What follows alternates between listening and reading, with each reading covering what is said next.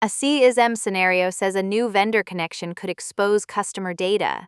Your first instinct might be to pick a control immediately, but the exam is asking a management question.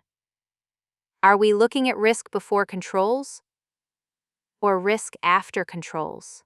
That distinction changes the answer. Inherent risk is the exposure that exists before safeguards are applied.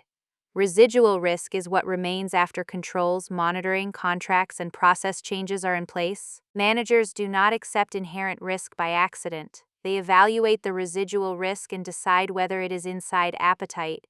Think of inherent risk as the raw storm approaching the business. It includes the threat, vulnerability, asset value, and business impact before the security program responds. Residual risk is the storm after the levees, drainage, warning systems, and response plans are operating. It is lower, but it is not zero. For CISM, the manager asks 4 questions. What was the inherent risk? Which controls reduced it? What residual risk remains supported by evidence? Who has authority to accept or fund further treatment?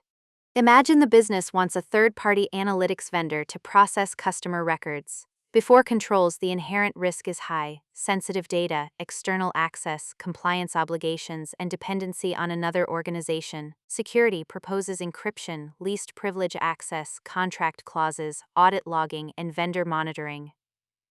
After those controls, some exposure remains: vendor failure, misuse, delayed detection, and regulatory consequences.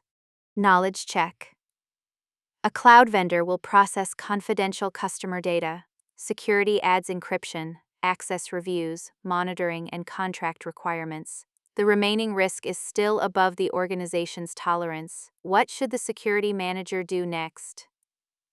Option A: declare the inherent risk acceptable because controls were added. Option B: escalate residual risk with treatment options to the accountable risk owner. Option C: disable the service immediately without business consultation. Option D: ignore the remaining risk because monitoring is in place. Best answer: choice B, the second option.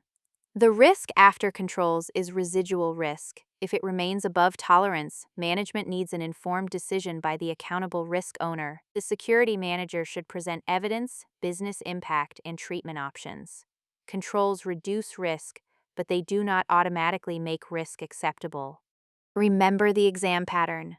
Inherent means before controls. Residual means after controls.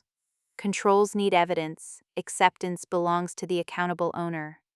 Above tolerance means escalate, not ignore. If you keep those steps in order, CISM risk questions become much easier to reason through.